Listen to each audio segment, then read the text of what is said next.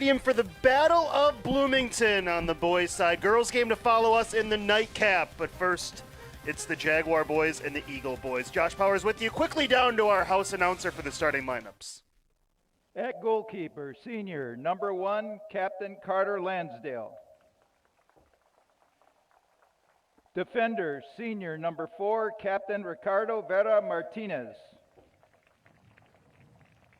Midfielder, senior, number 8, Alex Loesa. Midfielder, senior, number 10, Jesus Siriaco. At forward, junior, number 11, Diego Fuentes Rodriguez. Midfielder, junior, number 12, Jaime Reyes. At defender, senior, number 13, Captain Emir Rubio. Midfielder, senior, number 14, Jose Castaneda Reyes. Midfielder, freshman, number 17, Justin Arias. At forward, junior, number 20, Rodrigo de Leon.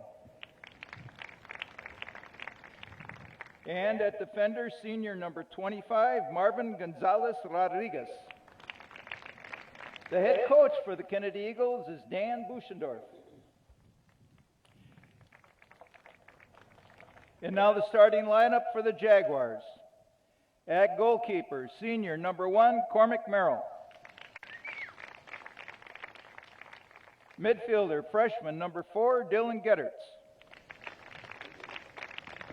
Midfielder, freshman, number 6, Joseph Nyagaka. Midfielder, senior, number 7, Zachary Rightoff. Defender, junior, number 8, Joshua Anderson. Midfielder, senior, number 10, Jonathan Acosta Hernandez. Midfielder, senior, number 13, Leif Kaiser. Defender, senior, number 15, Nicholas Fox. Defender, senior, number 17, Jacob Heyer. Midfielder, senior, number 18, Will Grant. And forward, senior, number 23, Brendan Acum. Head coach for the Jaguars is Danny Starlene. The officials for today's game are Tyrus Erickson, Chris Jensen, and Franz Versilius. Just a few reminders before we begin. This game is being played according to the rules of the Minnesota State High School League. These rules provide for fair competition and good sportsmanship among the players. Spectators can help promote good sportsmanship during and following the game by observing the fundamentals of good sportsmanship as printed in your game program. Everyone is requested to take personal responsibility for keeping this game at a high level of good sportsmanship. Spectators who engage in conduct dangerous to themselves or others, or who interfere with the rights of others to view this game, will be directed to leave. If this occurs, the admission fee will not be refunded. A reminder that Bloomington schools and its athletic facilities are tobacco-free. We ask your cooperation in refraining from tobacco use in and around the stadium today. Finally, please be mindful of and follow proper physical distancing protocols as you watch the game and move around the stadium during and after the contest. Spectators are expected to sit 6 feet apart unless sitting as a family, and we ask that all spectators wear masks while entering and exiting the facility and when a 6-foot distance is not possible. Please do your part in keeping everyone healthy and safe and help our teams to keep playing the entire season. Your cooperation in all of these matters will be very much appreciated. At this time, we ask that you please stand and join us for the national anthem.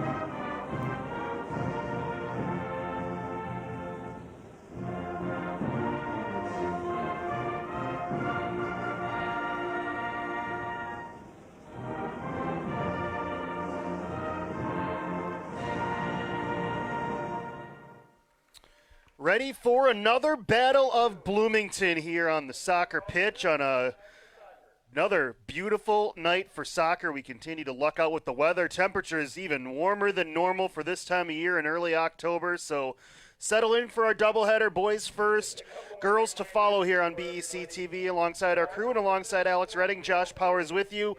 Alex, interesting one here in the boys match because earlier this year, Kennedy really embarrassed Jefferson, their worst loss of the year, 5-0. But since then, Jefferson and Kennedy really have both been playing better soccer, and you know Jefferson wants to get a measure of revenge for that earlier loss. That's absolutely right, Josh. And you know what's important for Jefferson is that they need to ride that momentum that they have been riding ever since that game on a Tuesday night right here on Bloomington, or at Bloomington Stadium on BEC-TV. When they tied the top team in the Metro West, Josh, in Chaska 2-2, that was a huge blow. And since then, Jefferson has been on an offensive tear. They went and scored 4 goals unanswered against the Cooper Hawks. You and I were both there for that game. That was unbelievable. The offensive performance by Josh Anderson, really breakout performance for him for the Jefferson Jaguars that evening as well. And then, of course, for the Jaguars, they did lose on the road at Chanhassen 2-1. And, of course, they did score a goal in that game. And, of course, it was very, very tight down to the wire. Of course, these two teams out there on the soccer pitch right now, Kennedy and Jefferson, well, we're going to be having a much different look at two different teams as we are almost ready and set for this one. It's going to be exciting to watch, especially Kennedy, too. Kennedy, even though that they're coming off of a 3-2 loss to St. Louis Park, they did a really good job in that game, especially scoring-wise. Kennedy has really picked up offensively. You talk about weapons, including Roberto De Leon, who has really turned it on this season for Kennedy ever since coming into the Battle of Bloomington in his debut for the varsity squad. So he's done a really good job for them back there, as well as Jesus Siriaco Mundo, 3 goals, 4 assists. But how about Diego Fuentes Rodriguez, easy enough for me to say, with 7 goals on the year. Talk about a season. Kennedy's coming off, they played really well last week, but lost both games by a goal each, and against Benil just couldn't generate the offense, and unfortunately the game against St. Louis Park, mistake error right at the end of that first half cost them when they gave up a goal with 1 second left, which proved to be the difference. So don't be fooled by Kennedy's last 2 losses. They have been playing better soccer, and they have a lot to gain in this game. In terms of section seating right now, 3rd in their section. We'll talk more about that as this game goes on, as we have a throw for Jefferson in the Columbia blue jerseys and Kennedy in the home whites. You'll also notice some new lines here at Bloomington Stadium. Those white lines getting ready to be put into action Friday night for football here at Bloomington Stadium as that season gets underway. The regular season for soccer ends Thursday, so this is a penultimate game for both teams. And like I mentioned, Jefferson kind of, their section, they're more toward the bottoms, kind of stuck in that position, but Kennedy can gain a lot if they are able to win this one and get a sweep of the Jaguars this year. It's going to be very difficult tonight, Josh, especially how Jefferson's been able to control the offensive pressure inside that penalty box and even turn on a few breakaways, which we know early on in the season, if you've watched Jefferson soccer, it was a little bit of a challenge for them. But they've really found some offensive strides and have been able to connect, getting that ball into that net. It's going to be very fun. Again, as I mentioned earlier, 2 different teams on the soccer pitch that we're going to be witnessing tonight. Yeah, you mentioned Jefferson's offense getting into gear. They had scored just 2 goals total through their first 5 games of the year, but in their last 4, Alex, 8 goals. So the scoring has gone up, and with that, the better results for Jefferson have gone up as well. As they'll play on amid some contact. That's the freshman Joseph Naigaka for the Jaguars, number 6, but it's a Kennedy throw. You mentioned their key guys up front, number 10, Jesus Siriaco Mundo, and number 11, Diego Fuentes Rodriguez. And Fuentes Rodriguez, you mentioned his 7 goals, Alex. 3 of them came against the Jaguars in a hat-trick performance in that earlier 5-0 win. And Jefferson, I'm sure, remembers each of those goals and will be keeping close attention to number 11 in white. And all of those goals, mind you, they came successively and in the second half. In fact, right out of the gate on the breakaway in alone. Wind tonight, not much of a factor. It's gusting a little bit looking at that American flag on the north end of the field, kind of a crosswind going from the bottom of your screen toward the top of your screen. So kind of a wind out of the west heading east, I would say in about the 10-mile-an-hour range. So really won't favor either side in either half this game. De Leon plays it across, and you mentioned he's the guy that's really, in his junior year, midway through the year, that light bulb seems to have turned on for him, and he's been scoring goals regularly for Kennedy, including against St. Louis Park last Thursday. Here's a cross, and it's scooped up by Cormac Merrill. Got two very good senior goaltenders in this game, both wearing number 1, and you see Merrill getting his first touch. On the other side, Carter Lansdale. Both goalies very similar. Alex, we've seen throughout the year, pretty good height on both, good leaping ability, and they don't make a lot of mistakes. Well, and partially the reason why they don't make too many mistakes is they're in position all the time. That experience with them being ahead of the pack, of course, Merrill, a senior, and Carter Lansdale, a senior. They've been in the program for a while, and so they have kind of been there and done that, so to speak. And, you know, they've had to play some tough teams, especially Chaska, which I believe has really, really helped them in their play throughout this conference and throughout the season. So they've gotten some good experience, even though that they may not have been on the positive end of things at time. But it certainly is going to be interesting because you know that Jefferson's looking to get their big bodies into the box. And, well, Kennedy, they like to attack the top of the box. So these goalies are going to have to play around a little bit if they're going to expect to take away some of those good looks. Vera Martinez for Kennedy. Surrounded by Jaguars, and it's taken away. So far, no good opportunities for either side, and we're about 5 minutes in. Actually, we're exactly 5 minutes in.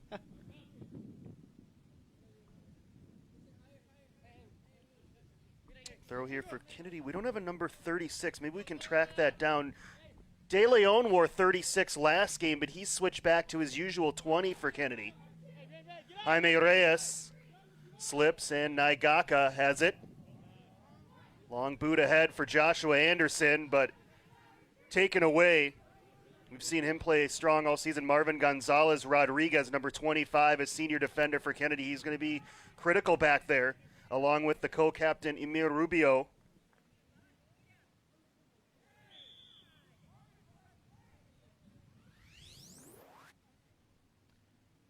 Let's go ahead and replay that last collision there. Anderson played it ahead, and clear foul on the Eagles. Free kick Jefferson. This is an area where they figure to have an advantage, and it's a height advantage on these set pieces, Alex. They've got some tall guys up there in the box, and I'm sure that's a strategy that they'd like to get more chances of than they had in the earlier game between the teams. Well, certainly it's not just having those big bodies, but it's how you use them, your routes inside the box. Much like basketball and much like other sports, a lot of the scoring plays comes as a result of good route running, and something that Jefferson has done very well if they've been given the opportunity as they try and get some of those lanes opened up. Is that one? Leave Ooh. Kaiser did not miss by much. Excellent strike for the Jaguars. He's scored a goal this year, almost had his second right there past the diving Carter Lansdale.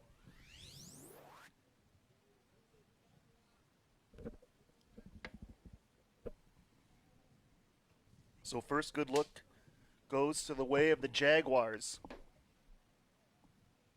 Kennedy's got to be careful on that back end, too.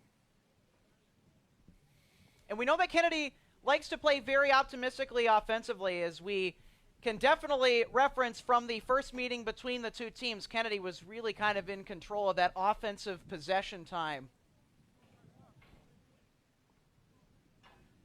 And again, it's that midfield area that's going to come so key, especially later on in this game. Even now, Josh, as this ball is put into play.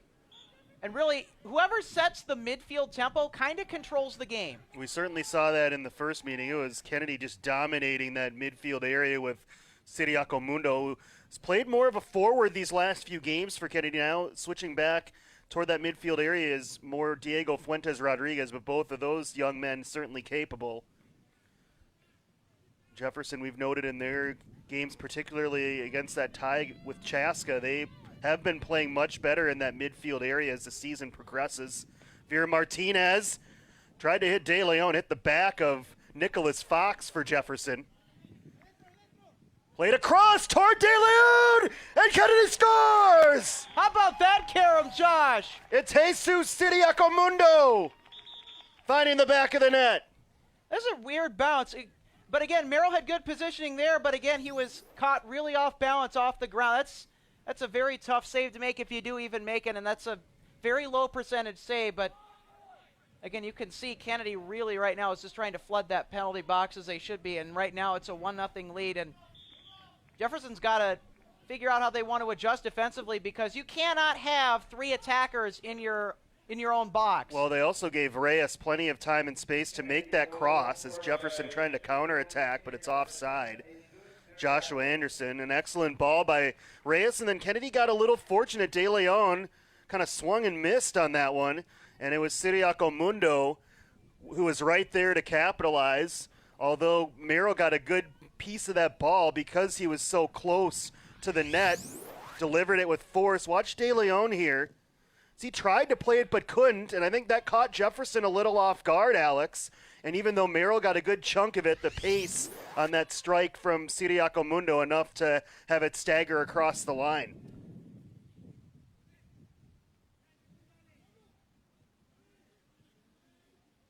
So the Jaguars in an early hole. This is their best offensive player recently, Joshua Anderson, and it's a Jaguar corner, the first corner kick of the game.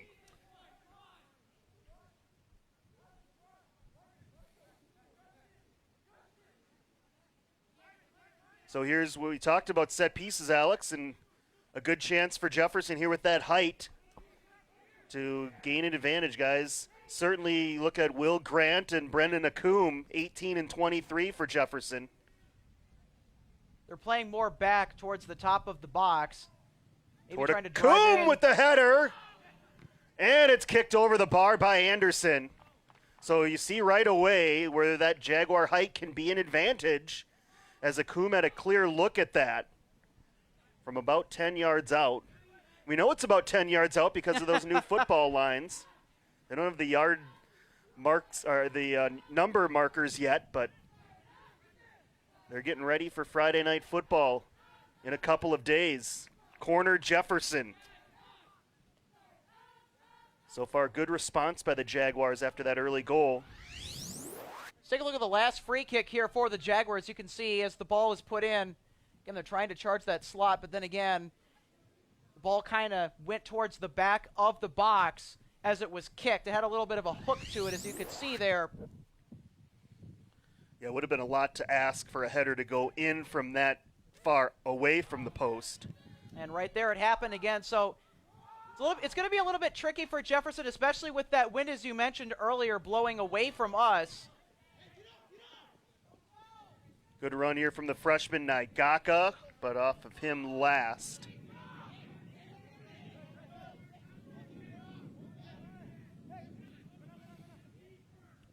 Fuentes Rodriguez able to negotiate 2 Jaguars. Vera Martinez ahead, De Leon, and Arias.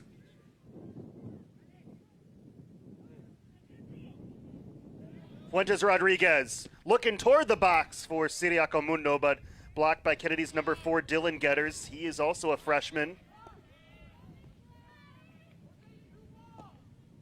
Naigaka ball too tall for Acomb.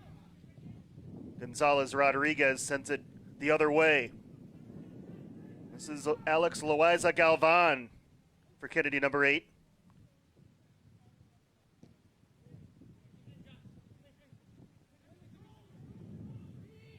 Anderson trying to advance down the near sideline. He'll win a Jaguar throw. I got to tell you, this kid has a nose for the ball unlike any other, and we've seen that the last few games, haven't we? Even right now, early on in this match.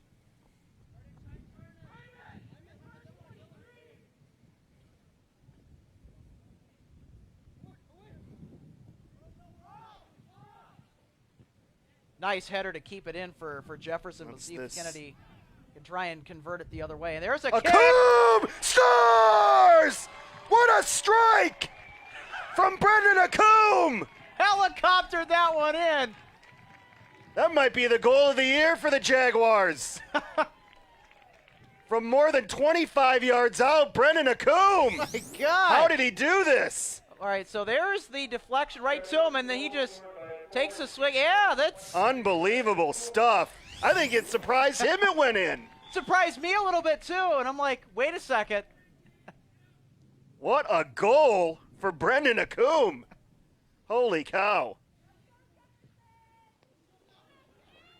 Well, if we were expecting a much different result with these two different teams coming into the second version of the Battle of Bloomington this year, well, we've definitely gotten that, Josh. It's been very entertaining, very balanced back and forth. And I'm sure Jefferson's happy about that because that's something that they really wanted to see the first time around that they didn't get to see. Well, Lansdale definitely wasn't expecting a strike from that far out. If he was back more toward the goal line, he definitely would have been able to jump up and save that, but he had to retreat, and by the time he did, it had just arced over his reach.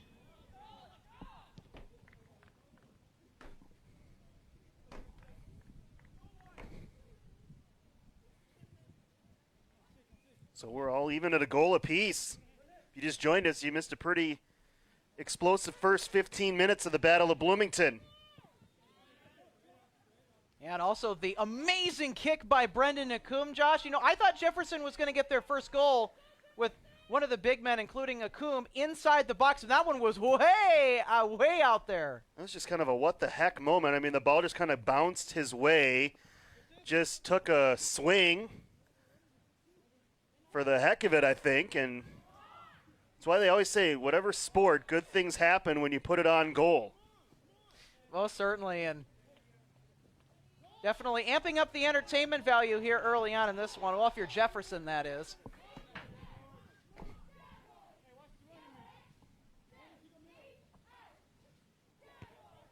Yeah, Brendan Acomb hasn't had a whole lot of chances this season, or quality chances in on net. He's been in the box a lot, but my goodness. Well, this is his second goal of the year. Meanwhile, on the other side, Siriaco Mundo with, as you mentioned, his fourth of the year for Kennedy. Siriaco Mundo has been playing very balanced. He's also got 4 assists coming into tonight's game as well, by the way. Those came more earlier in the year when he was more of a midi, now playing a forward recently for Kennedy. And he also played the midfield position last year, too, if I remember correctly. And again, for Kennedy, that's going to come huge later on in the game, as being able to switch positions and do well. If you're able to play a couple of different positions in this sport, that really helps you out, especially when it comes to that depth, too. If you're stretched a little thin.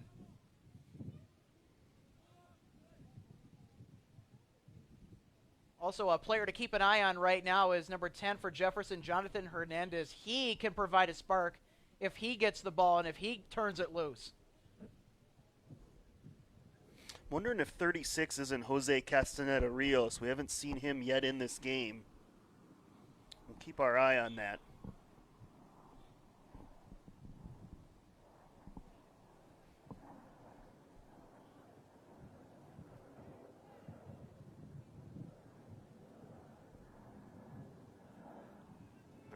Throw for Jefferson.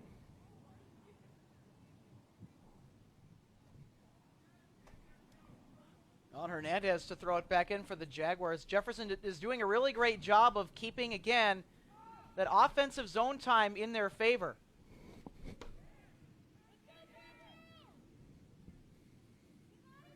Weaving is Jonathan Hernandez for Jefferson, trying to get a cross off, and he does. Ricochets out for a Jaguar corner, their third corner kick of the first half. Kennedy yet to be awarded a corner.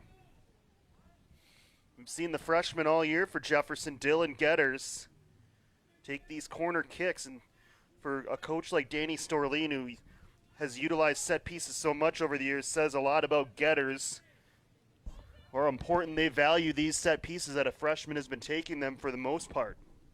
Getters has done such a great job placing that ball as he does here. Ricocheting around and deposited by Vera Martinez. Ooh. Off the side of the foot of Nicholas Fox.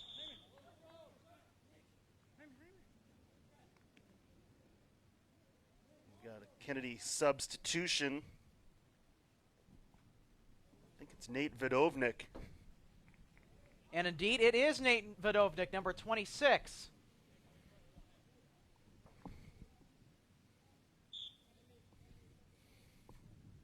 He takes the place of Gonzalez Rodriguez.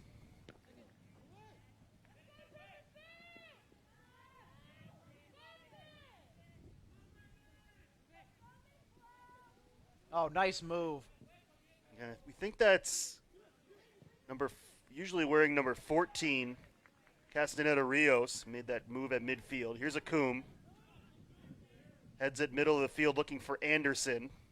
Vidovnik plays it ahead. Will Grant plays it back to Naigaka, taken away by Reyes. Loaiza Galvan to Vera Martinez, trying to hit Siriaco Mundo. Higher got in the way of that. Reyes plays it this way. Loaiza Galvan, great first touch. His cross into the box and headed out by Jacob Heyer for Jefferson.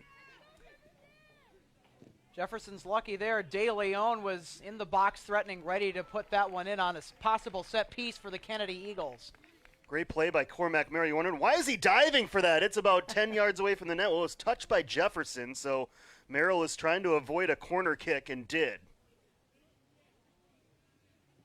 Also trying to keep the rhythm of the game going for Jefferson, because Jefferson right now has been able to turn around the midfield in their favor for the most part.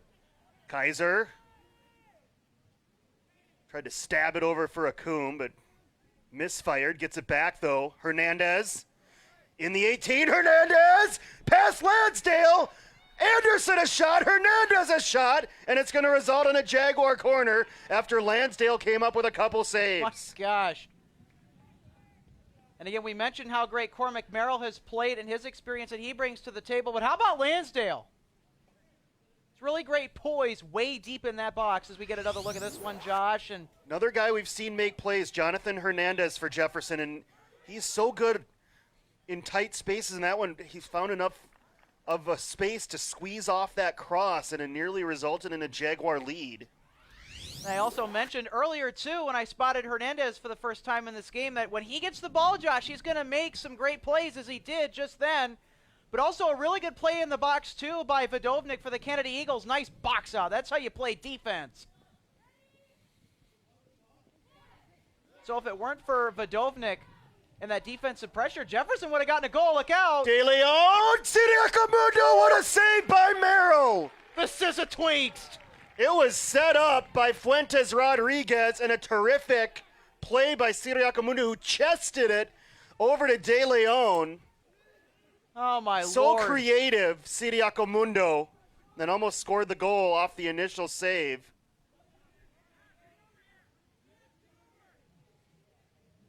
Well, I got to tell you. Both teams really stepping up their game, Alex, from what we saw how these teams played earlier this year against each other.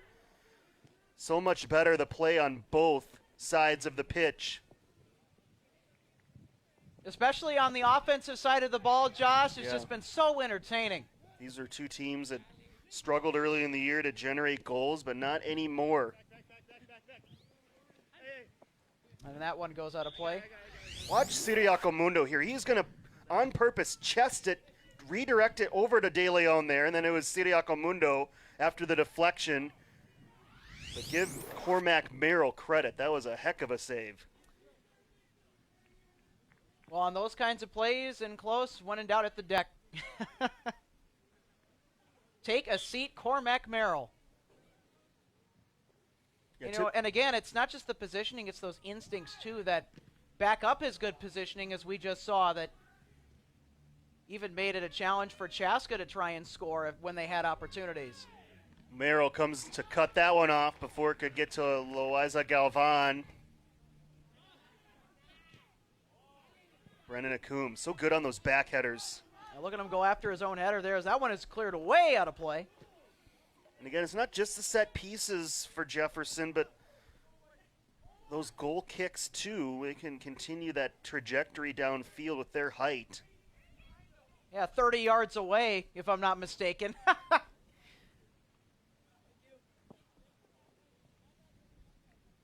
And that has to be the goal of the year between either of these two teams. Is you turn around, don't really look a whole lot towards the net, but you just put it on net. As you said, good things will happen. Well, they knocked over, you can see they knocked over our microphone there, and the official, look at the official helping us out. There we go. Oh, no, I thought he was going to say have Nagaka pick up that microphone. Instead, he moves him back for the throw-in. We'll have our crew get on that. Midfield, Siriaco Mundo on a one-toucher over to De Leon.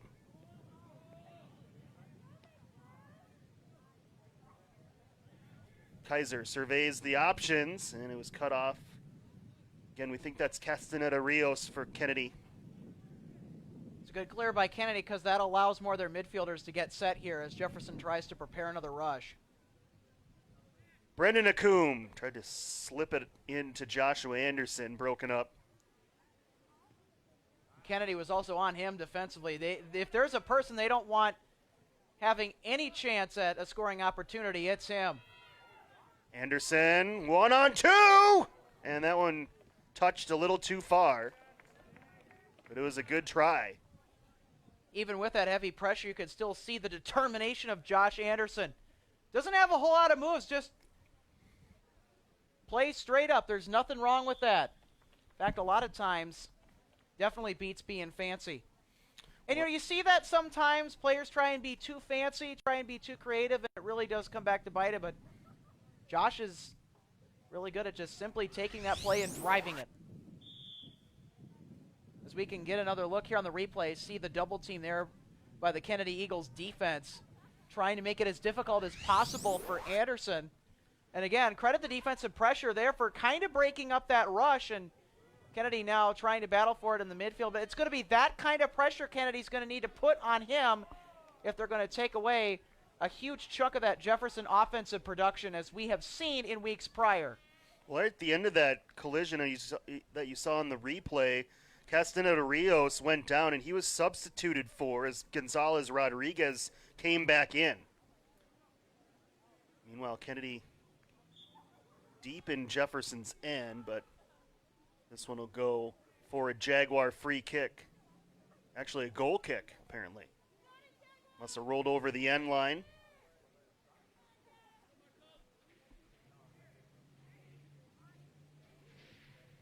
Just over 15 minutes left first half. Good one so far in the Battle of Bloomington. It was all Kennedy in the first of the two meetings, winning 5-0, but here 1-1. Kennedy scoring first. Jesus Siriaco Mundo is fourth of the year, countered by Brendan Akum for Jefferson. Kennedy looking for the lead. De Leon toward the near post, but Merrill had enough time. May have been deflected in traffic, Josh, on that last ball. But either way, good heads-up play by Cormac Merrill, and Kennedy's got to try and avoid those bouncing grounders as much as possible. I mean, really both of these teams, because you'd rather get air on the ball than not when given the chance. But for right now, Kennedy just needs some offensive pressure, as Jefferson has been able to do a good job of turning around that transition game, especially in the midfield, and gain the upper hand in offensive zone time, as we can see. And De Leon, boy, and I got to tell you, a light bulb has really turned on throughout the back half of the season for him, and he has become one of the offensive juggernauts for Kennedy, as we just saw there on the last replay. And well, Jefferson would like to see him not do any more of that, I'm sure, for the rest of the match. De Leon, 3 goals now for Kennedy, which is only behind Fuentes Rodriguez and Siriaco Mundo. By the way, De Leon's first goal that he scored this year, his first ever varsity goal, was against these Jefferson Jaguars back in the 5-0 Kennedy win. Hernandez quickly in toward Akum. It was last touched by Kennedy. That was a savvy little flick right there to avoid the corner by the co-captain Rubio. Rubio has also been one of those guys digging in the trenches and making those little things plays. Grant trying to duplicate what Akum did from a little bit closer, and you can see the high degree of difficulty as it sails well over the bar.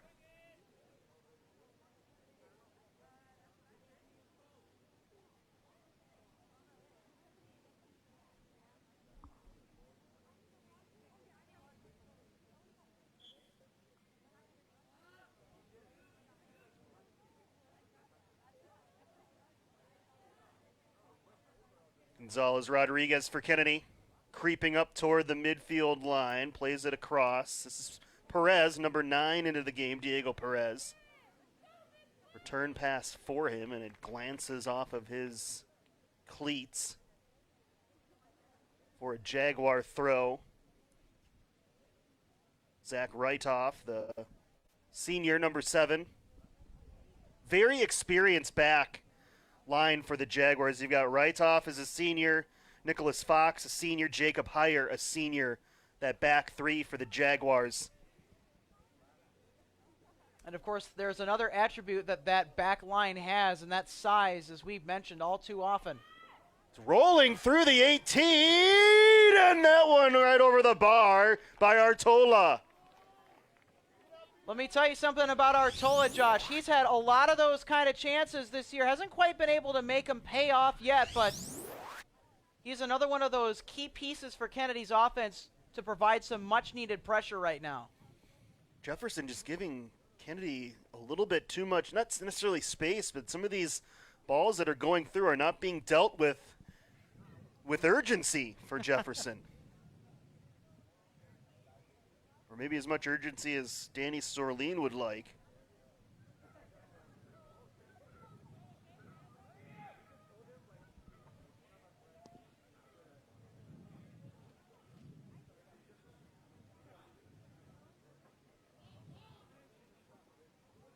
Naigaka, after it was poked free amongst a crowd at midfield, gives way though to Artola.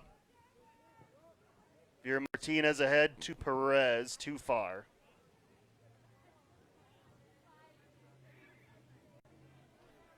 Good thing Kennedy got that ball away moments ago from Brendan Akoum on that header.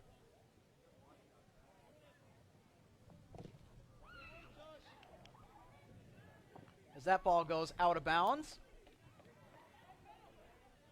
Past the cheerleaders, they're trying to stay as socially distanced as possible here at Bloomington Stadium. Spot where we'll be for 3 nights this week. Tonight, Thursday, and Friday. Soccer Thursday, Kennedy and Cooper, another doubleheader. And then Friday night football back at Bloomington Stadium. And I did not think that would happen in 2020 until about a couple weeks ago. It'll be great to be high atop the press box on Friday night. And Kennedy's going to get a rematch with Minneapolis Washburn to start off the season this Friday. And that's a match that really Kennedy had a tough time getting anything going offensively. Although they did a good job in the first half, I will say that. Here's Loiza Galvan on a break. Perez, his cross, makes its way through. Trying to get off a shot. Kennedy! Oh! Heyer saves the day as he deals with that one, but that ball just trickling through the 18 too often for Jefferson right now. Artola! And that misses wide. Arias just could not pull the trigger over there for Kennedy. Then slid one through to Perez. It was just out of his reach. Kennedy inches from leading again. Let's go ahead and get another look at this one, but as we get a look at that pass, yeah, a little bit too hot to handle. That needed to be much softer in order for Perez to put it into the back of the net. I don't know if it's necessarily that. It was just in an awkward area where he couldn't really swing at it and had to stick out his foot to try to control it, and he just couldn't quite get the right touch on it to keep it close enough where he could fire.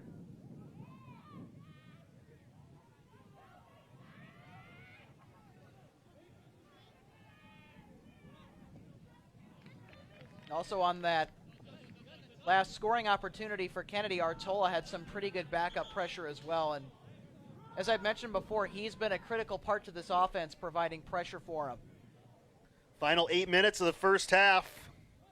We'll see if either team has a late goal in mind to take the lead. I'm sure they both have it in mind, but can one team get it done? We'll find out. And again, it's going to come down to whoever wins the midfield battle.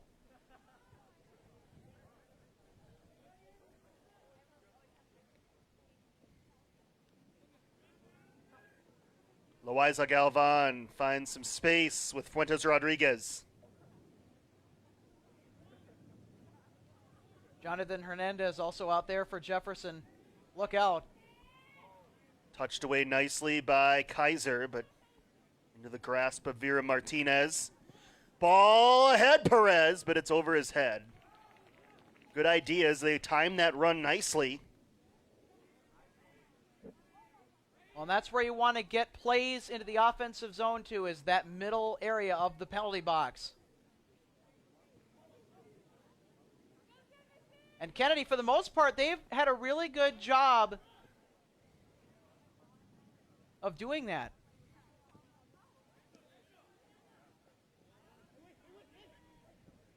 Vera Martinez sneaks it through to Siriaco Mundo. Loaiza Galvan. Plays it back, Vera Martinez, and now Fuentes Rodriguez. Watched by Kaiser. Chipped Siriaco Mundo, heads it toward the corner. Trying to draw a foul, and successfully doing so was Diego Fuentes Rodriguez. So a free kick. This is outside the 18. Essentially a corner kick here with a slightly better angle. That's exactly what I was going to say. Reading my mind.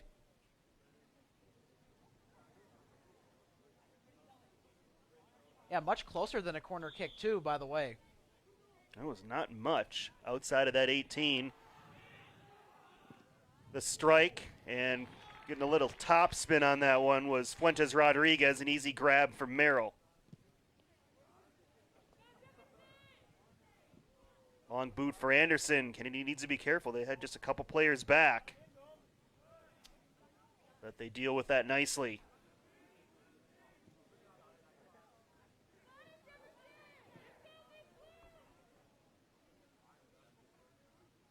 Arias cannot keep it alive as we're down to 5.5 minutes left first half. Battle of Bloomington. Kennedy trying to sweep.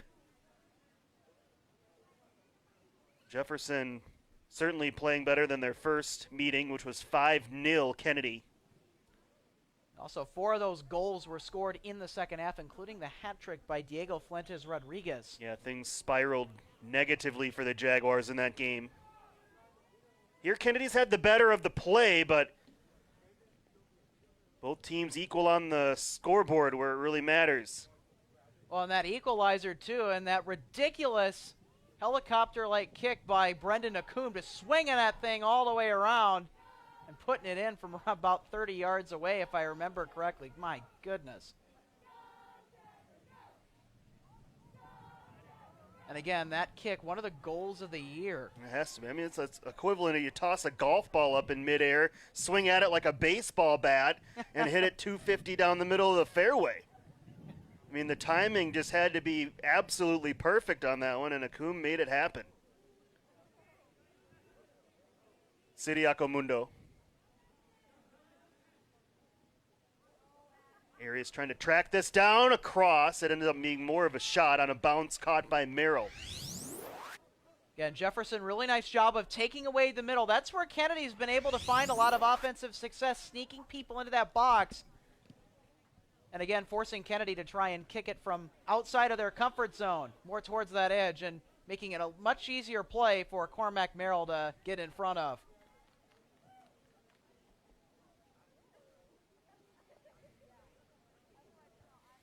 Acombe flicks it over toward Anderson. But there to deposit it out of play was Rubio. 3.5 minutes.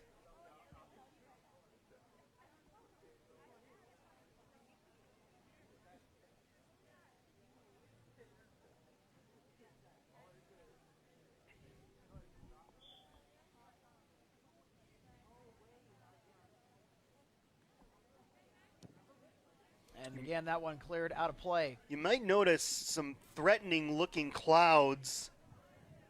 If you get a shot here looking the direction that Nagaka's going to throw this ball, but that's on the northeast side of the field, and those are moving certainly away from us. It'd be very rare for something to move from northeast to southwest. Not unprecedented, but those rain clouds will not come into effect here tonight. There's those threatening clouds there. Again, that's the northeast side of the field moving well away from where we are.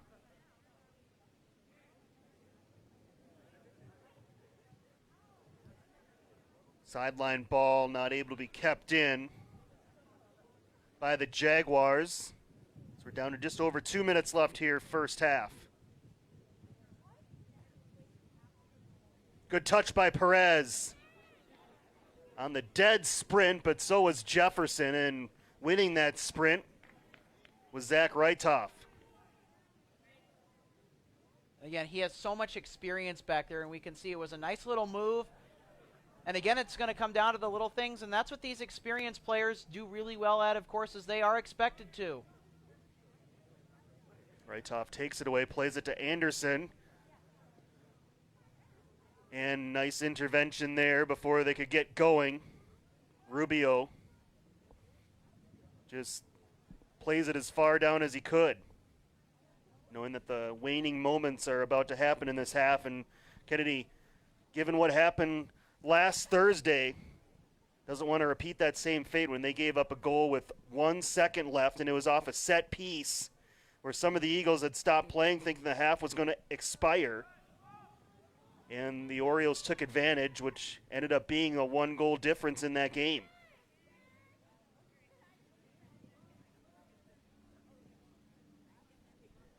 Arias ball trickling on to Merrill with a minute to play in the first half. And for the most part, it's been a very entertaining half offensively, and from two teams that have typically found their offensive game to be a struggle for most of the season. So it's great to see that these teams have developed very, very nicely, especially going into the end of the season here. I'm sure the coaches are happy, too, that their teams have developed to the way that they're playing right now, especially offensively. And still that defensive component is there. They didn't take away much from the defensive side of the ball, too, Josh, especially Jefferson. Perez flicks it. Siriaco Mundo back for Perez. It was off target, and now Jefferson, if they hurry. 10 seconds for Acum. Anderson. Oh! And ran out of space. I think Lansdale may be a little bit of an embellishment there. He certainly hit, but I don't know that it looked like more of a glancing blow at best there by Anderson. I think that was a bit of a rivalry move, if you will, there from Carter Lansdale, trying to draw something. But the first half comes to a close, and a pretty good first half, Alex. Some early fireworks, 2 goals in the first 12 minutes. Things kind of settled in after that. I'd say Kennedy had the better of the play, but it's still a 1-1 game. Most certainly, and a lot of that great offensive play came from inside the box. They have really challenged Jefferson's defense in an area which they have done well in. And they've also been able to do that very well because they've attacked the middle. And again, Siriaco Mundo with a very creative goal to open up the scoring 1-0 in close quarters on Cormac Merrill. And it did deflect off Cormac. It was a hard-earned goal for Kennedy. But then you got to talk about Jefferson's response, and Brendan Acum absolutely roundhouse blasting that ball from I don't know how far out. It goes right over Lansdale and into the net. Certainly it was one of those goals that I'm probably sure wasn't that intentional, but it worked out. And so as we head into this intermission and second half, Josh, it's going to be interesting to see how the midfield battle shapes up, because really that's where the games, especially in this sport, are won and lost. And it looked a little bit wishy-washy early on, but it's really contested right now. So we're going to go ahead and send it down to the house. Josh? This is our senior night for Jefferson, so let's listen in to Jefferson's senior night celebration. Work hard and never give up. The senior player Jonathan respects the most is Cormac Merrill, because Cormac works hard on and off the field and is an amazing goalkeeper. Jonathan's plans after high school include going to college to study business at the University of Minnesota. Congratulations, Jonathan. Next we have Brendan Acum and his mother, Cale Fisher. Brendan's most memorable Jefferson soccer moment was his sophomore year, scoring a goal from 40 yards out with his left foot. His advice to younger players is train every day, even if it's just for 20 minutes. It will make a difference and pay off in the long run. A teammate Brendan respects most is Leif Kaiser, because even if you get past Leif, he won't give up on trying to get that ball from you, no matter what. Brendan's plan for after graduation will be to attend college to study physical therapy. Congratulations, Brendan. Next, we have Jonathan Audette and his parents Tim and Brenda Audette. Jonathan's most memorable Jefferson soccer moment was the first time he played on the varsity team. His advice to younger players is get some time on the ball the days you don't have practice and make sure to stretch. Injuries are not fun.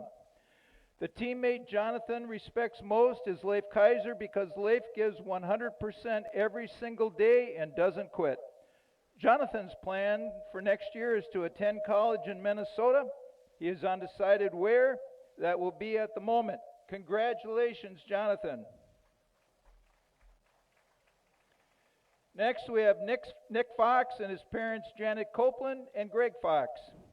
Nick's most memorable Jefferson soccer moment was his first game on the varsity team. Nick's advice to younger players is soccer is as much a physical sport as it is a mental sport. Put 100% of your effort into every practice and every game, and you will get better.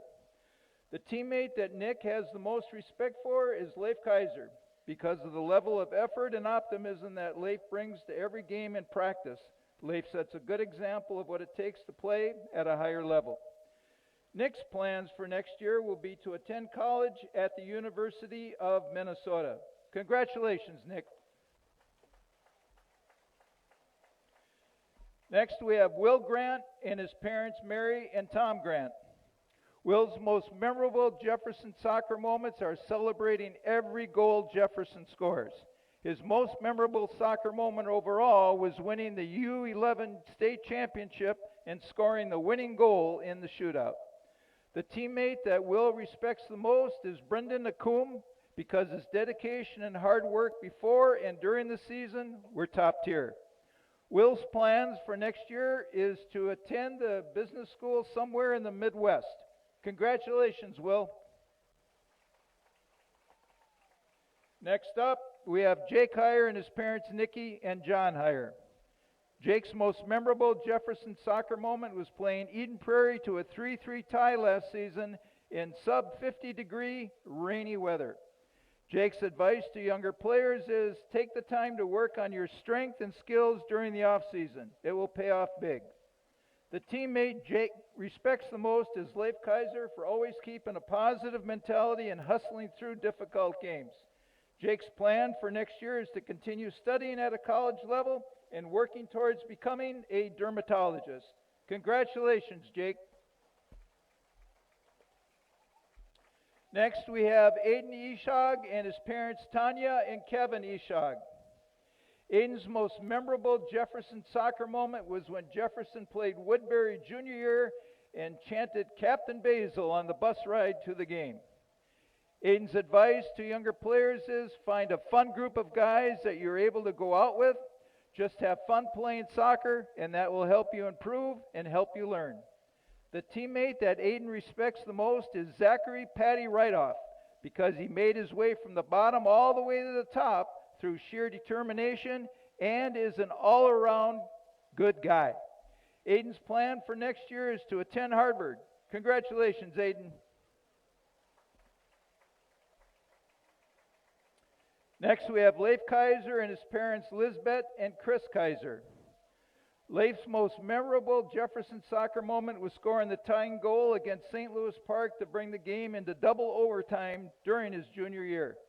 Leif's advice to his teammates is working hard and having the right mentality will get you the furthest as a soccer player. The teammate Leif respects most is Jake Heyer. Leif has been playing soccer with Jake for over 4 years now and hasn't seen a game that Jake doesn't give his all.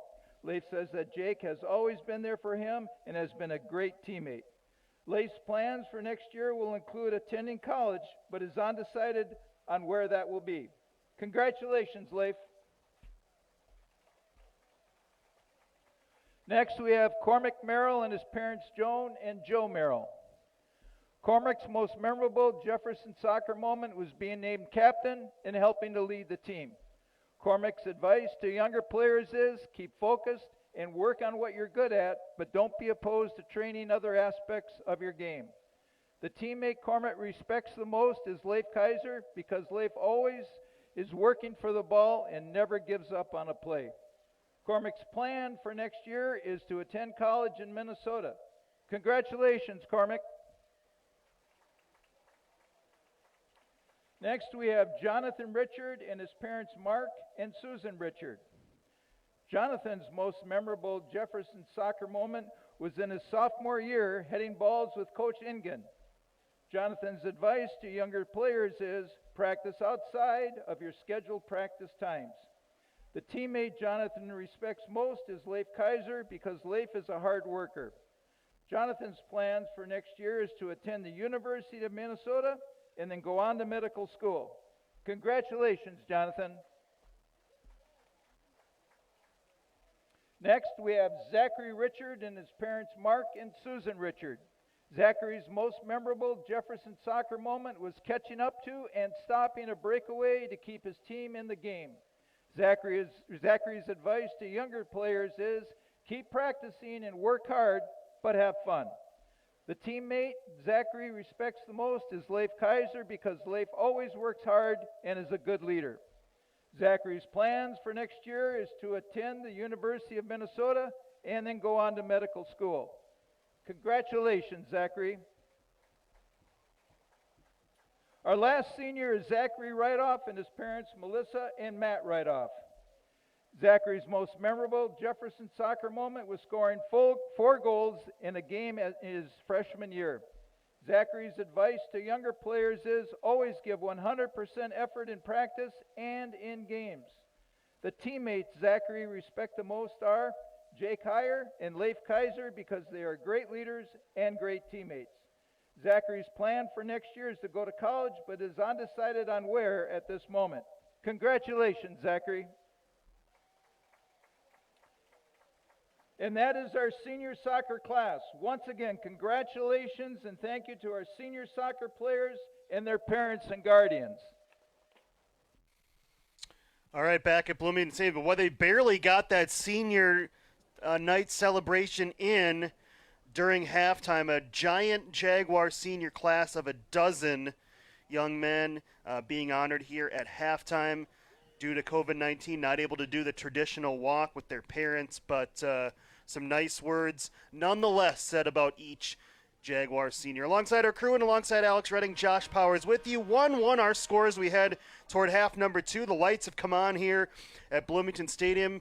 It should be a good second half, Alex Redding, as these teams try to battle. A lot on the line, particularly for Kennedy. They've got a lot to play for this last week of the season, being where they are. Now, they're a single-A team, Alex, so they are, even with a below 500 record, pretty well positioned in their section.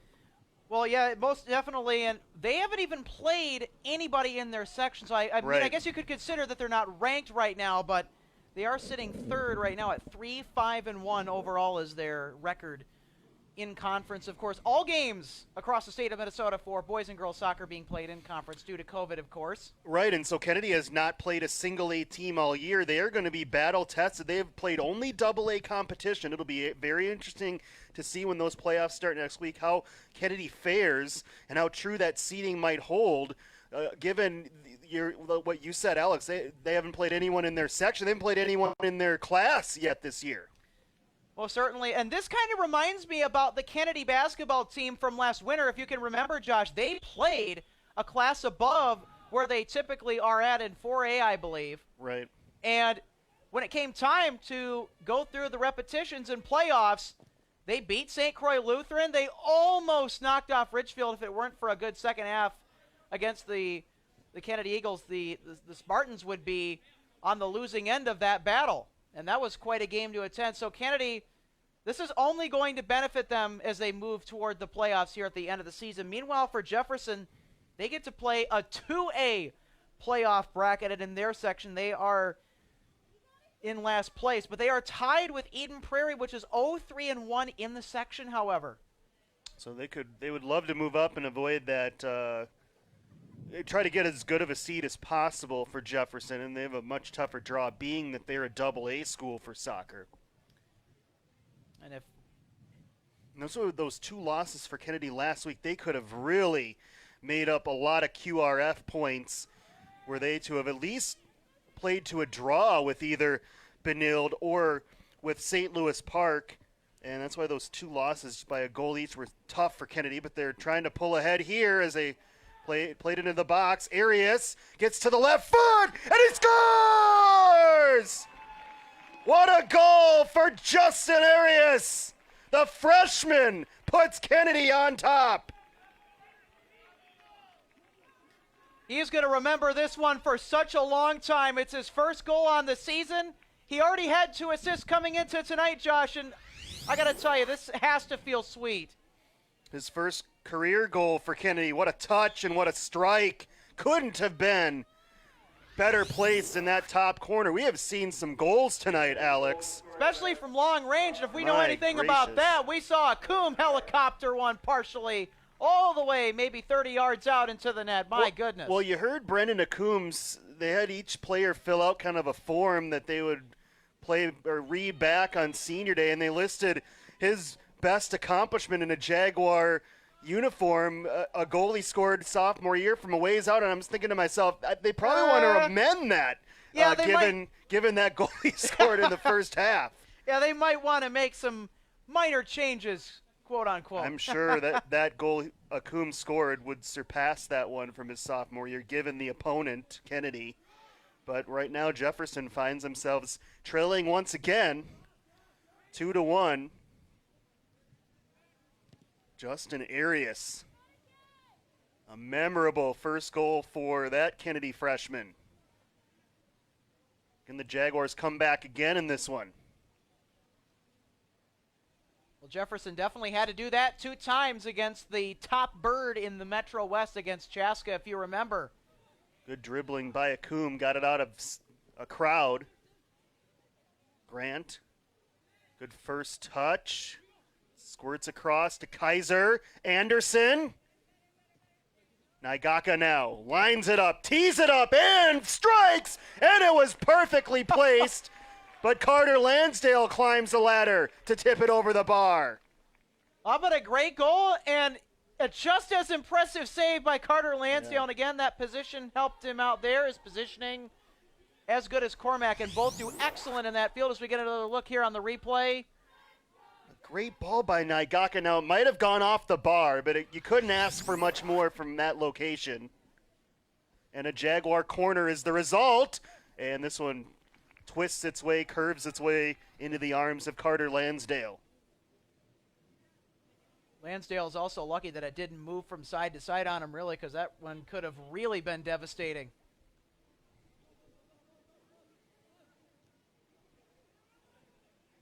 Artola tries to settle it. He'll play it back. Get some midfield help from Loaiza Galvan. Castaneda Rios. Loaiza Galvan. Fuentes Rodriguez with a little space. And now Siriaco Mundo tees it up and got a little bit too far underneath it. Jefferson's defense right now needs to pick up the slack. And they were really getting tired towards the end of that first half, Josh. I got to make a mention of that. And I know that they've had plenty of rest coming out of the intermission, but Jefferson needs to be careful to keep the back end play up and running and smoothly, because they have absolutely been burnt to a crisp when they let their guard down for 1 second. This Kennedy team, as we saw in the first battle of Bloomington, they blew the door off. And especially up the middle, which Jefferson's had to put a lot of pressure in that area so far throughout this match against Kennedy's offense. De Leon cannot keep that one in. Nicholas Fox with the pressure.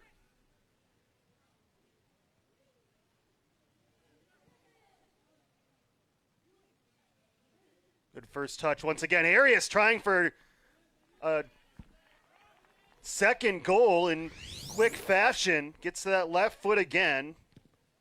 A hot shot grounder that Merrill scoops up.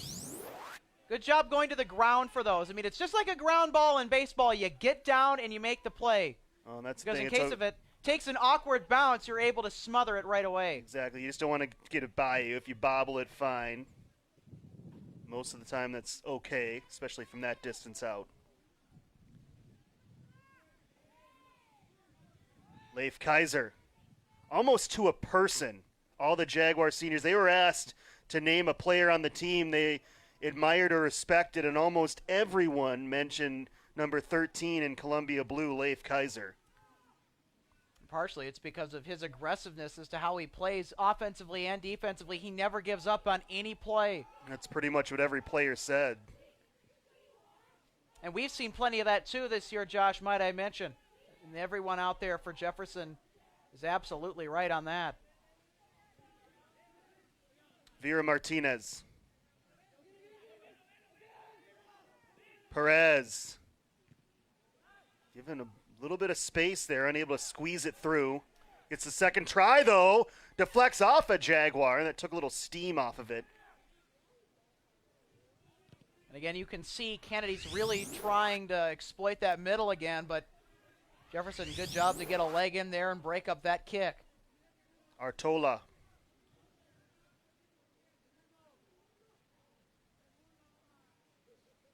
Loses control. Merrill scampers over to make sure it doesn't roll out for a Kennedy corner. Excellent first 8 minutes, or almost 8 minutes for Kennedy. Again, they've kept up the better of the play, what we saw in the first half, plus they've added that second goal, which is huge right now. And Justin Arias. Ooh, my goodness. That was not Justin Arias, I believe. No, a Kennedy player came after that sliding collision and immediately put his hands to his face. I was going to mention Arias scoring the second goal of the game, but that injury interrupted me for a second as we get another look at this one. That's Amir Rubio. Might have just been that elbow of Joshua Anderson. Oh. Ouch. Rubio's going to stay in there, though, so that's obviously a good sign for Kennedy. Kennedy, not Hernandez through space again. Separated from the ball, and that gives Kennedy enough time to get it out of the 18. Naigaka. And dealt with by Rubio. Good pressure by Hernandez offensively, moving it towards the net. And again, he's really been a dark horse for Jefferson this year. He's done exceptionally well, and especially if you can remember back in a particular game, as you and I both remember, Josh, when Brendan Acum went out with an injury, Hernandez stepped in, and Jefferson was able to get right back into that game against Chaska and score another goal to tie it up 2-2. Well, that's the thing. Hernandez doesn't have a goal this year, but just seems to make plays and has a knack for, in close quarters, he's able to dribble around a defender or two, gain position.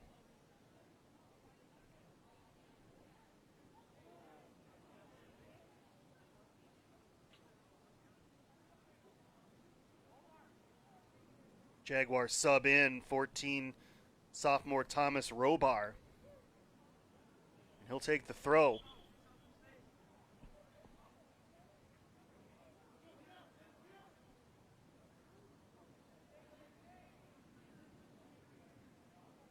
Trying to get the ball toward Acum.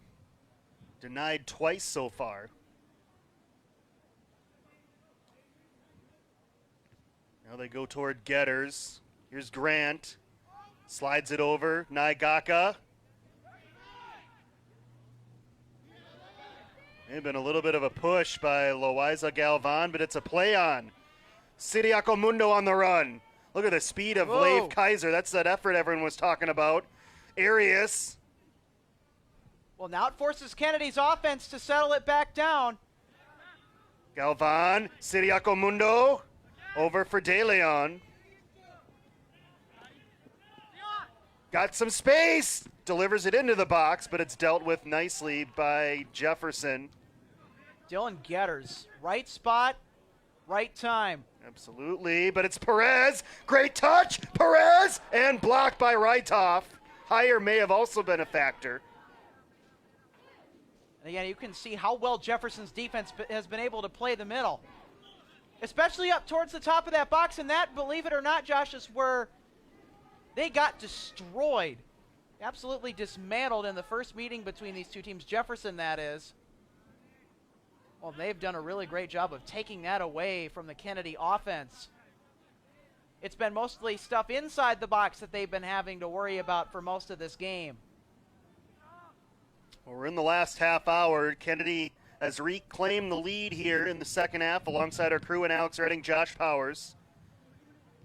Kennedy trying for win number 4 for them on the year, and they would perhaps move up in the section standings. They're a bit behind. They're third right now.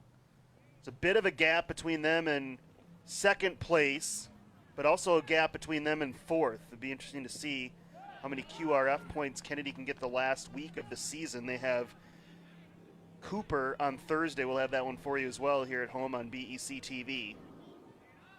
Jefferson, meantime, trying to get revenge for that 5-0 loss they suffered against Kennedy earlier this year. Justin Arias, who right now has the game winner, unable to track it down, and it's a Jaguar goal kick. Great hustle by Jacob Heyer, number 17, for Jefferson getting down there, and that's another asset that Jefferson's been able to utilize well, especially here in the second half, is that speed on the back end.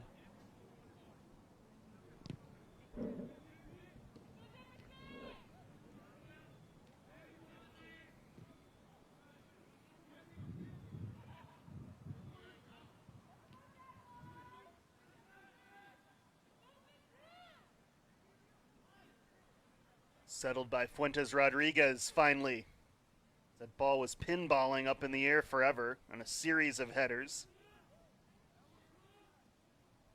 And again, that speaks to the kind of battle that we've been seeing out on the midfield. Higher. Sure. Well, he had his hands in the air. That was a perfectly legal touch, it appeared from our view anyway.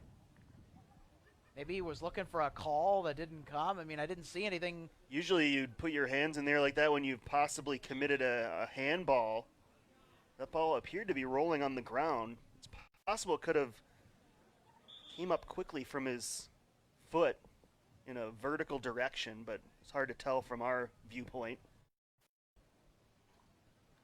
Meanwhile, we've got a Kennedy player staggering toward the bench, and I believe it is Diego Perez.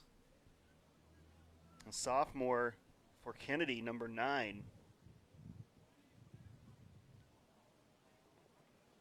Joshua Anderson leads Jefferson with 3 goals on the year, trying for number 4, but could not get around Vera Martinez.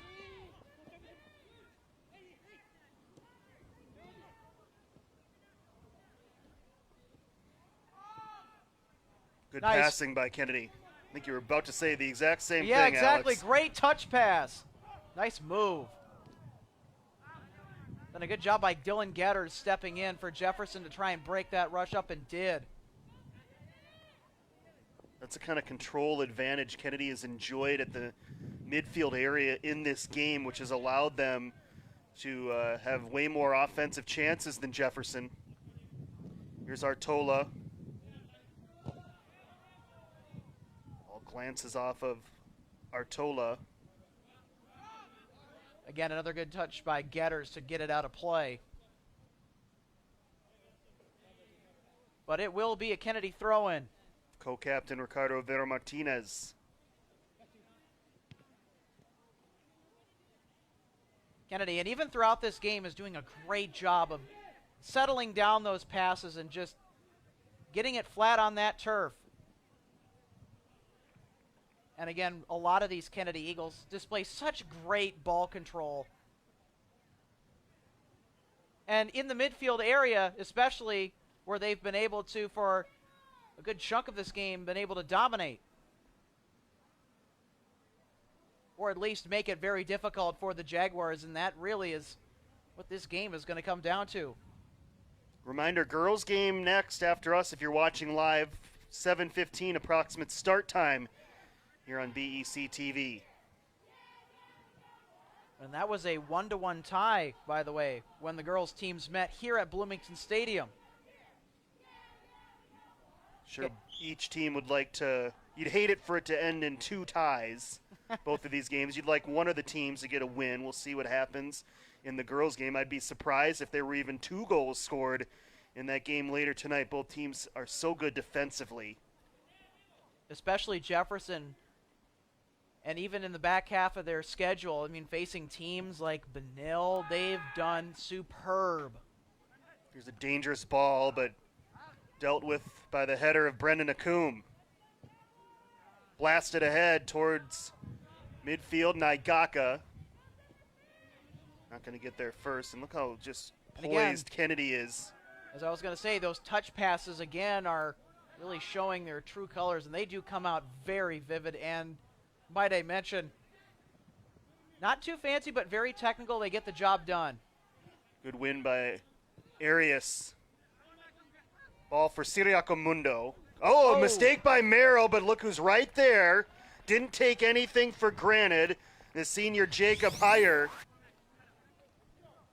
And again, showing great speed and hustle on the back end, as we saw him do earlier when he's had to make a play or two. How many times do you see a player, not that you give up, you just think the play's over when your goalie's right there. Your keeper gets his or her hands on it. Look at Loiza Galvan bursting through. Bumped off. That was in the 18. No foul called. Siriaco Mundo, and it'll twist wide. Talk about the pressure Jefferson's putting on Kennedy up the middle.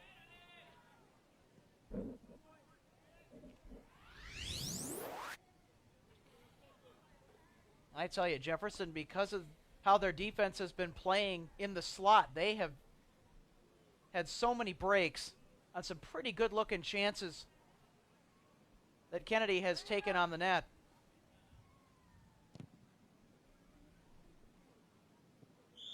Foul on Justin Arias of Kennedy. Got a little bit too horizontal on that leap. It's Leif Kaiser. There's a big break right now for Jefferson on the free kick. They want as many set pieces as possible here in the final 20 minutes plus. This is a chance, a long distance opportunity, but Kaiser has the leg to get it into the 18 from here. And there's the ball. Pretty good location for Akum, who got a piece of it. But it was right to Carter Lansdale. And this is what we were talking about, that height advantage for Jefferson. Set pieces, exactly the opportunities Jefferson's looking for.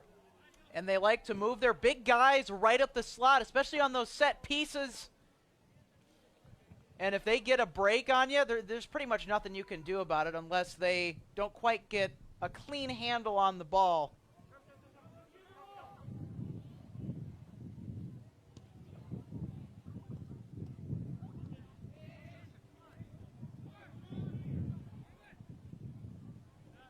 Here Martinez, Artola. Nice intercept by Will Grant to try and get it out of there. Grant blasts it off of Getters. Arias. On the move, cross, Siriaco Mundo. Left-footed attempt, just over the corner. Oh my goodness. You're not going to get too many of those looks throughout this game. And even just that defensive pressure is enough to make him think twice on kicking that ball, even though he tried to get it away as quick as he could. I'm sure there were second thoughts running through his mind.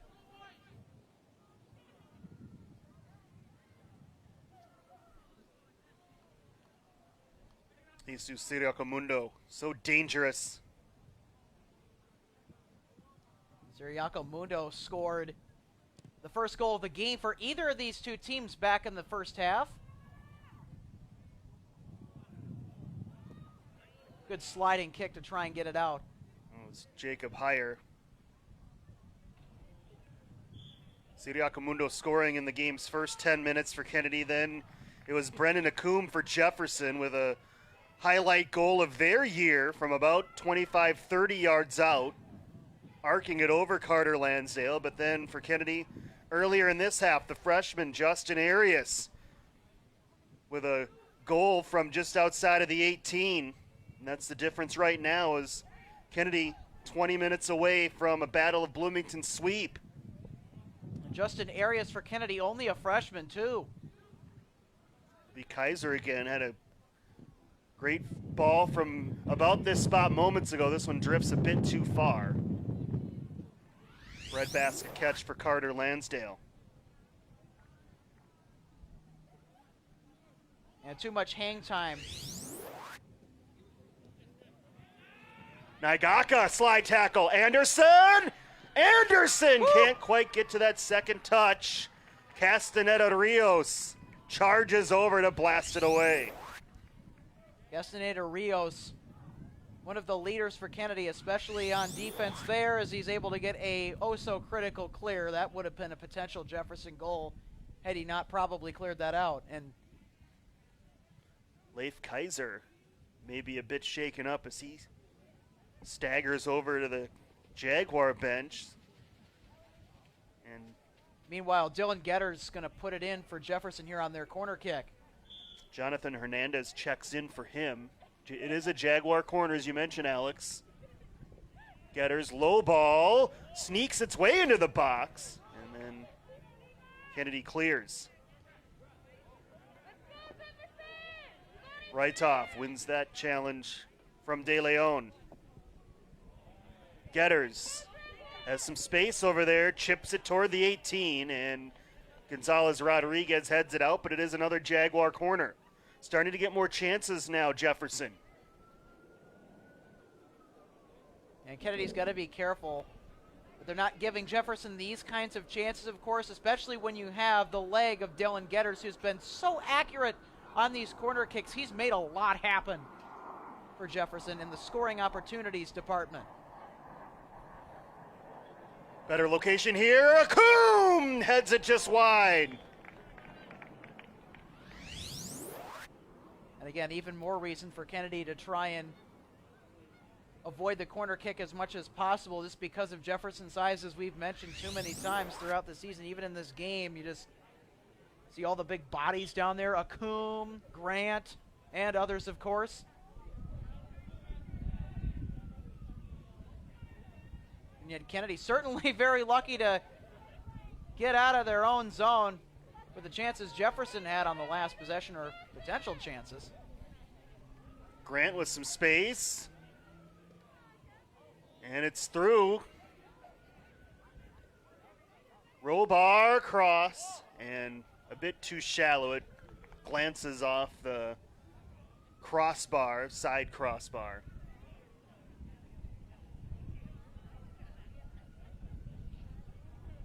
This game has been very, very interesting. Both of these teams have kept the ball in their attacking zones for a good extended period of time before having to go back to their defense and hang around there for a while in the defensive zone. And it's kind of been that way. And again, it speaks to the kind of battles we've been seeing out in the midfield. And it really is a tug of war. And considering how Kennedy played the midfield in the most previous match between these two teams, and the last match that these two teams played, it was all Kennedy in that midfield area as Naigaka is shaken up. We hope he's okay. He was walking around, and then he was talking to teammate Will Grant. I think Grant told him, you know, you got a senior in Grant, freshman in Naigaka. And I think Grant kind of advised him to just go down if he wasn't feeling up to play, just to make sure he didn't do any more damage. Well, we certainly hope it's a cramp and nothing serious, of course, it looks to be. Temps are in the upper 70s today. And again, we keep saying it like a broken record. We keep lucking out on the weather once again. Well, and Thursday and Friday's forecasts look delicious as well, so should be a great week of sports here on BEC-TV. Again, more Kennedy soccer Thursday. They have a pair of home games here against Cooper, boys and girls. Boys at 5, girls at 7. And then the season opener of Friday Night Football, Kennedy and Washburn, Friday night, 7 o'clock start. We'll have it for you live here on BEC-TV. Cannot wait for football season to begin. We're watching all these other teams. I'm a big college football fan, of course, and we're watching all these other college football teams play and other high school teams play from around the country. And it finally feels like this Friday, Alex, football season. I know the Vikings are in town and they've been playing, but for me anyway, football season starts on Friday. It'll finally have that feel coming out to Bloomington Stadium to watch Kennedy and Washburn. I feel the same way, too. It just doesn't really feel quite the same, even though that the pro sports definitely have their games going and some teams allowing fans into their venues, with most not allowing any fans. Definitely brings us closer to normal with the Friday night football games that we will be getting right here on BEC-TV. Even though it's going to be a shortened season, it is going to be jam-packed with a lot of excitement. Well, and many of them will not be on Friday night. There's been a shortage of officials around the Minnesota State High School League. Some games have been moved to Thursday. There's a Wednesday game, Saturday game. So check our website, BECTV.org. Games are still being shuffled around, but Kennedy's first one will be on Friday against Washburn. Here, though, they're trying to protect a 1-goal lead in the final 15 minutes in the Battle of Bloomington.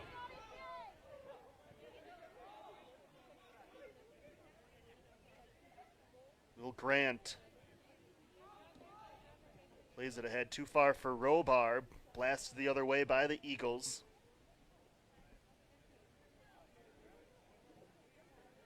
Right here, Kennedy needs to be aggressive enough where they have to keep pushing for those offensive opportunities to protect this lead. Not sit back and be complacent right now, but don't be too aggressive as to the point where you lose your whole back end.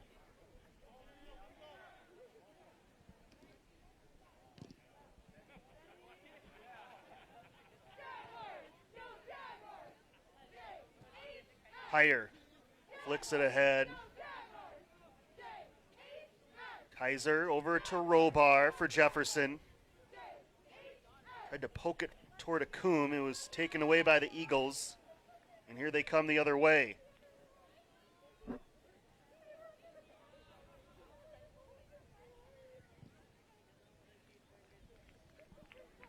Kennedy throws. Now we're inside 15 minutes. How many more chances will Jefferson get to equalize? And again, the defense and midfield so critical for Jefferson. And defensively, they need to keep doing what they're doing, shutting down that middle, because it's closing lanes and it's closing chances for Kennedy. Siriaco like right Mundo there. ball, but it was not high enough to get over Will Grant's reach. Akum, good ball to Kaiser. Anderson now.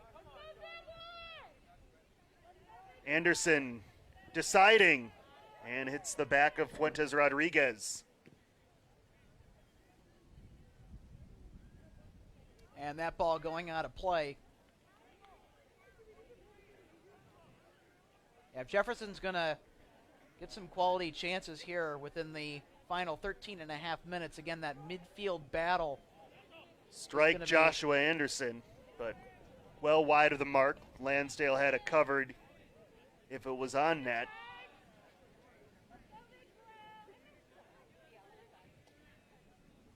And Carter Lansdale not exactly sprinting to get this goal kick underway.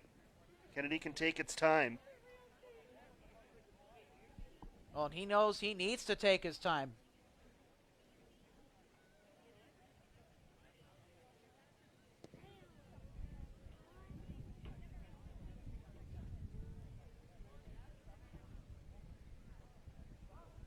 Good hustle again from Leif Kaiser to give Jefferson this throw. Akum. Couldn't head it over to Anderson. Jefferson likely to be very aggressive with its defense here in the last 15 minutes. You saw that last situation, Fox taking a challenge to play that ball aggressively ahead and did.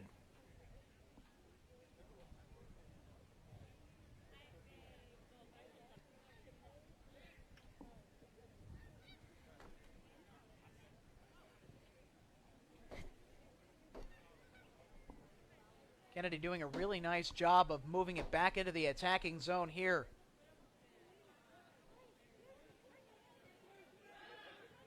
Loaiza Galvan. Siriaco Mundo chips it ahead.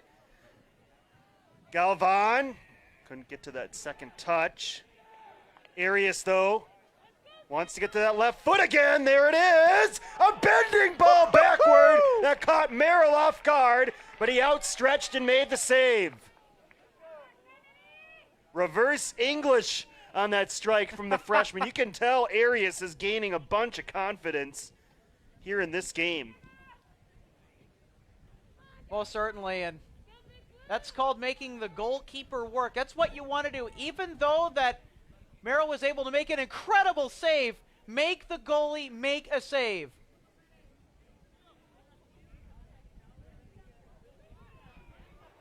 Oh, it's still in play. Still in. There's the cross. Merrill with the catch. And we've seen all kinds of incredible plays going back to that last amazing backward bender save by Cormac Merrill. And it hasn't just been in this game, too, folks, that Merrill's been able to make those kinds of plays. It's been all year. Oh, and we're going to get an injury timeout. That's why the play was blown dead. Yeah, there's an eagle. There he is way over on that far side. Looks like Diego Perez. And you are correct in that. And that does not look promising for Kennedy. Doesn't look too serious, but looks to be a cramp. With just 10 minutes left, you wonder if Perez can return.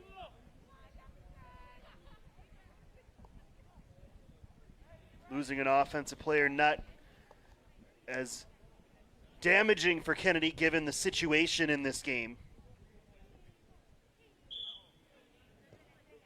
And it doesn't look to be too serious for Diego Perez. Kennedy moves on.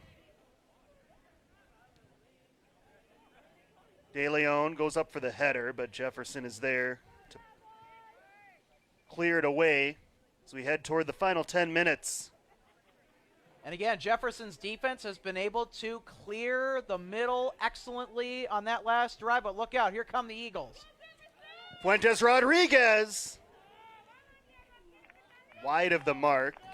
And then conversely, as you saw on the other end, Lansdale on a nice little summertime jog. And this is Merrill. He's kind of planning for the future here. He's going to grab that ball as long as he's back there and bring one toward the net in the event of an upcoming goal kick. Now he doesn't have to go back as far, so good strategy from Cormac Merrill.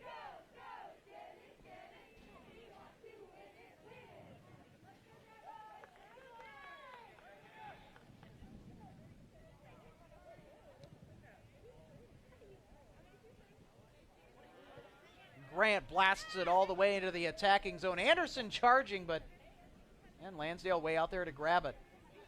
And Kennedy right now, Josh, with the offensive pressure that they've been putting on, they're fine with kicking balls toward the net and missing as long as they don't have to spend any defensive zone time.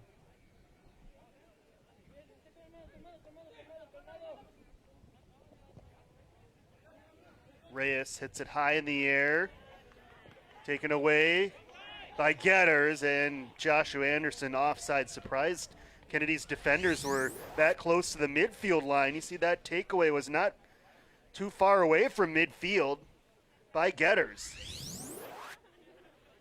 Kennedy, I think defensively was a little bit bailed out by that offside call.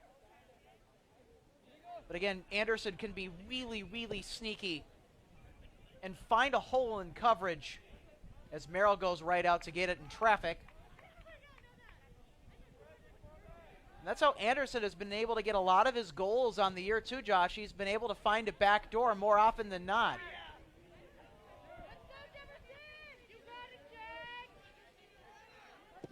Arias didn't have a lot of great options, so just kick it as close to the other team's goal as possible sometimes is a good strategy. Anderson, a little behind Kaiser. Good to see Kaiser back. Artola. Under Jefferson. 8 minutes now. Sorry, Alex. No, it's all right. Jefferson has to settle this ball down. Jefferson cannot afford to get into a war of attrition with these big kicks back and forth to either side of the pitch. So Kennedy, really good delay tactics right now.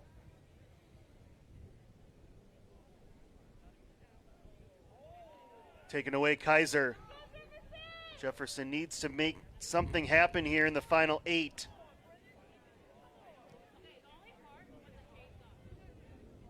And again with these passes, Josh, too, in large part why Kennedy has had the lead and why they might win tonight's game is just their ability to settle the ball down and how they pass to one another. And again, a lot of that's coordination, but then again, great touch. Jonathan Hernandez trying to track this down. Vera Martinez doesn't want to get too cute, and smart play. Just lets it roll out eventually.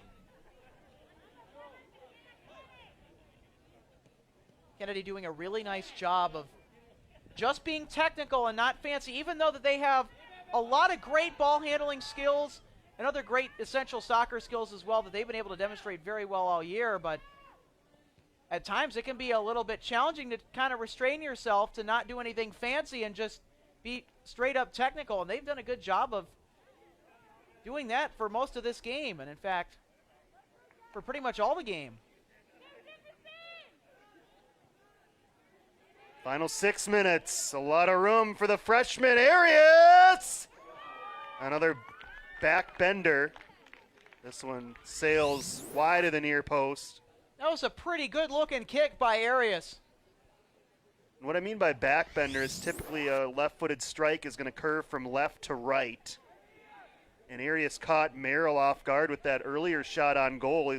Merrill was moving to his left and had to readjust because of that reverse English. And that time he was better prepared. Siriaco Mundo on the move for Kennedy. Siriaco Mundo! That one sails just wide.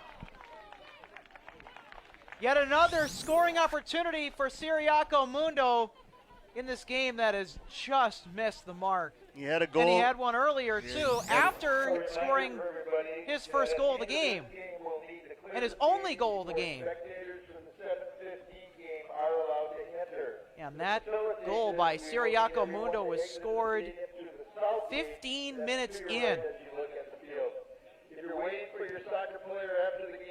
Jefferson just 5 minutes left to equalize, or they are going to go down for a second time in the Battle of Bloomington.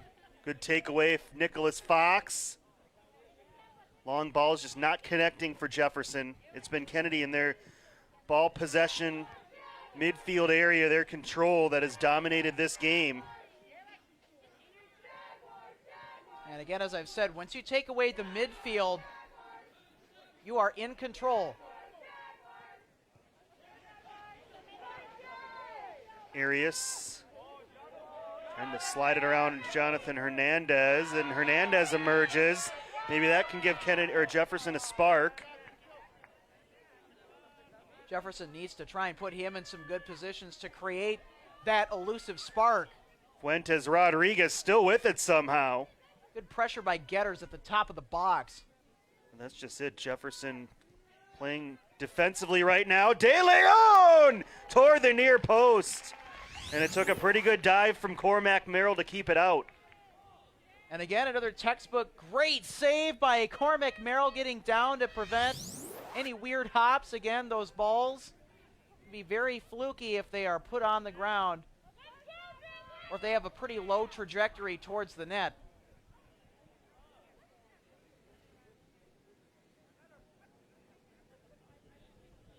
Approaching 3 minutes to go in this contest, and I got to tell you,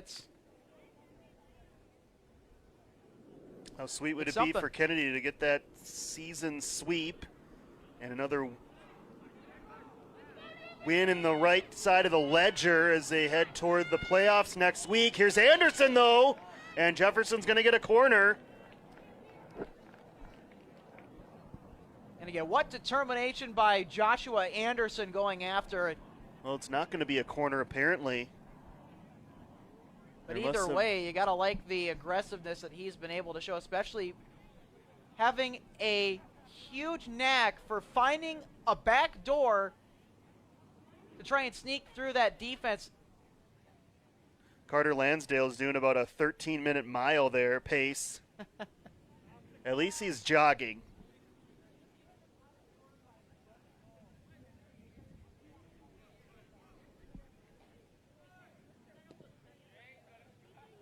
Lansdale blasts it toward midfield.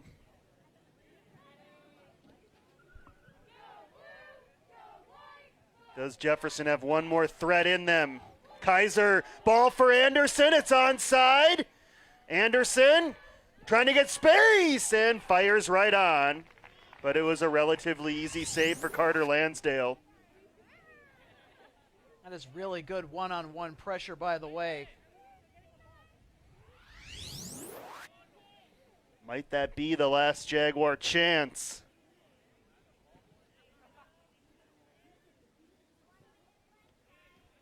Grant, Kaiser. Anderson again. This will stay in play in the corner. For Joshua Anderson, his cross deflected and goes out. Robar quickly over to make sure it doesn't get too far away from the sideline. Brendan Acombe. This one will be a Jaguar corner with just over a minute left. So all troops for Jefferson being deployed toward the Kennedy 18. Last gasp time for the Jaguars. Corner for the freshman getters. And they use that height advantage to equalize. High in the air! And it was off the bar! What? Still loose! A chance by Hire blocked! Anderson blocked! And now a whistle! This is what you We expect might have to a see. penalty kick here for Jefferson. Oh, no! A yellow card being given out for Kennedy. Minus the yellow card, that last sequence is exactly what you expect of these crosstown rivalry games as we get another. This is going to result Look in at a this. Jefferson penalty shot to try to tie this up. Great job by Carter Lansdale. He blocked that shot by Hire. Jefferson was calling for a handball, and that's exactly what was called right there. So how about this drama in the Battle of Bloomington? 26 seconds left. Brendan Acombe, the senior, on senior night. This for the tie.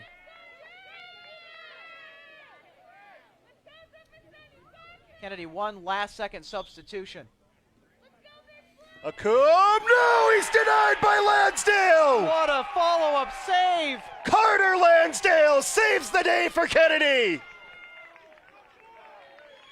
And that very well, ladies and gentlemen, could be the game. That's going to do it. Kennedy has a throw in. Carter Lansdale. Well, he blocked that shot from Hire, and then an even bigger save on Brendan Acombe. He guessed right, and he deflected it away. What a special moment for Carter Lansdale in front of the net. Well, you rarely see drama like that. Last second drama in soccer. We just saw it moments ago. Carter Lansdale's pumped up about it. Well, if he ain't pumped up, there's something wrong with him. I got to tell you that. Kennedy's celebration is on. They sweep the Battle of Bloomington in dramatic fashion. Carter Lansdale won't ever make a bigger save. And Kennedy showing love to the fans at home watching BEC-TV, especially Carter Lansdale. And what a game for Lansdale. And what a win for Kennedy. They get their 4th win of the year and trying to move up that Section 3 ladder in Class A. They're currently 3rd, and this will do nothing but help them. We'll see if they can bump up. Beating Class AA teams does count for more in the QRF. Remember, Kennedy's a single A team. They have one more chance against Cooper on Thursday to really get some momentum headed toward the postseason. Let's take a look at the highlights from this one in a very entertaining Battle of Bloomington, Alex, and it started for Kennedy very early on. Well, certainly did. Jesus Siriaco Mundo getting the first goal of this game right up the gut in that slot area. And then, of course, that chance taken away by Kennedy's defense down low. And again, you saw the size by Brendan Acombe on that last play for Jefferson. Goal of the year for Jefferson. Yes, that's the goal of the year right there by Brendan Acombe. That would tie it at 1. And then again, some great play up the middle defensively for Jefferson. They have really dominated the middle defensively. And how about this? De Leon and Siriaco Mundo, another chance at a goal, but taken away as Cormac Merrill hit the deck. Siriaco Mundo, after that first goal, he'd had some pretty good quality chances, but just couldn't find the back of the net again. And how about Cormac Merrill, too? He made some really tremendous saves in this game. Yeah, neither goal that Kennedy scored were on him. Both goaltenders played well, obviously. We'll get to Carter Lansdale here in moments. Watch the freshman here, Justin Arias. A delicious strike out of the reach of Cormac Merrill. But then Lansdale in the second half, Alex. Yeah, and these goalies really kicked it up a notch from then. And, you know, Lansdale towards the back half of this game, of course, really turned it on for Kennedy and really using every bit of that vertical that he has. And again, another quality save there by Cormac Merrill. He had to go to some backwards English there to rely on making that save, and that kick going wide. So Kennedy would have some chances, but then this. We thought that might be the last chance for Jefferson, but this was. Most certainly. And watch this. Lansdale, he's on his back, swats it away while he's laying on his freaking back. Then gets in front of it, blocks it. There's the handball. Brendan Acombe lobbying for it. He was unlucky that his shot hit the bar right before the penalty kick. And then Carter Lansdale, a save that he will never forget, with just 26 seconds left to seal up an amazing Battle of Bloomington. Alex, the first game between these two teams, it was a lopsided affair in favor of Kennedy. Give Jefferson credit. They've played much better really all season since that game, and that continued tonight, but Kennedy found a way to come out on top. Most certainly, and for Jefferson, and for any team that's struggling, all it takes is that one win or that one tie against a quality opponent, and that sparks everything. And from that moment, Jefferson has been a totally different team. Not looking like, no, totally a different team in their style of play. Offensively, they struggled earlier this year, but I got to tell you, this has been one fantastic turnaround to watch for these Jefferson Jaguars. Even though that they do not come out the victor here in the Battle of Bloomington, they played a very respectable game. And how about the Kennedy Eagles, too? They played very great offensively, and they had so many great quality chances. And especially with the passing, too, I loved how they controlled that ball, settled it down in the midfield area. That helped them win the midfield battle and ultimately give their offensive zone time a whole lot of, well, I mean, I guess you could say minutes clocked in. So they definitely have a very, very good advantage going into their final matchup in the regular season. And again, that is right here at Bloomington Stadium this Thursday against the Cooper Hawks. And by the way, Kennedy beat Cooper previously this season on the road. And so Kennedy looking to advance further in those QRF section playoff seeding rankings. That is our next Kennedy Boys broadcast Thursday night, 5 o'clock against Cooper. If you're watching live, girls game in the Battle of Bloomington will start in about a half hour. If you're watching a tape-delayed version, head on over to BEC-TV.org. Find out when this girls game will be replayed, or head on over to our Facebook page and watch the streamed version, facebook.com/BEC-TV. That'll wrap up a terrific game here on the boys' side. Kennedy wins it 2-1. The Eagles move to 4-5-1 on the year. Jefferson falls to 1-8-1. For our crew and for Alex Redding, this is Josh Powers saying so long from now here at Bloomington Stadium.